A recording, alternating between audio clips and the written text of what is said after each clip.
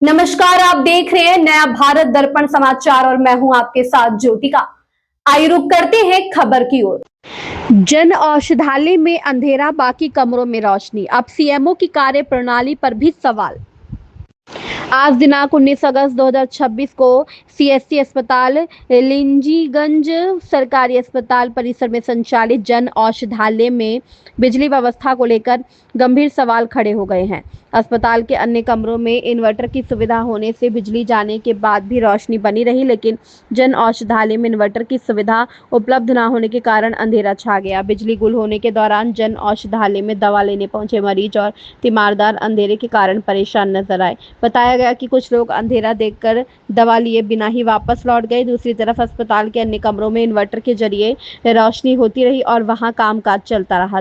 जब जन औषधालय में मौजूद कर्मचारियों से इस अव्यवस्था के बारे में पूछा गया तो उनका कहना था कि इन्वर्टर की व्यवस्था कराने के संबंध में लिखित रूप से उच्च अधिकारियों को अवगत कराया जा चुका है। इसके बावजूद समस्या का समाधान न होना सवाल खड़े करता है।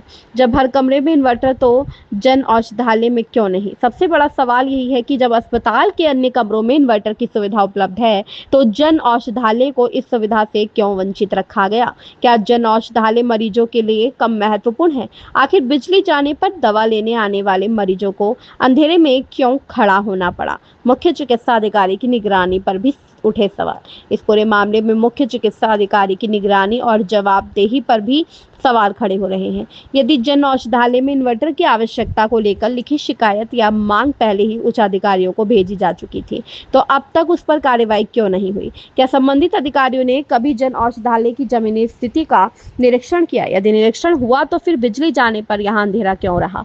और यदि लिखित मांग लंबित है तो उसे पूरा कराने के लिए जिम्मेदार अधिकारी ने अब तक क्या कदम उठाए? जन औषधालय का उद्देश्य मरीजों को सस्ती और आवश्यक दवाएं उपलब्ध कराना है। ऐसे में बिजली व्यवस्था जैसी मूलभूत सुविधा के अभाव में मरीजों को वापस लौटना पड़े तो यह स्वास्थ्य विभाग की कार्यप्रणाली और निगरानी व्यवस्था पर गंभीर सवाल खड़े करता है।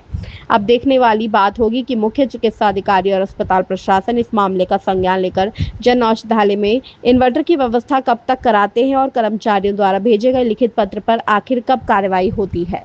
ब्यूरो अनुराग दुबे की रिपोर्ट। इस खबर में बस इतना ही। बने रहिए नया भारत दर्पण समाचार के साथ।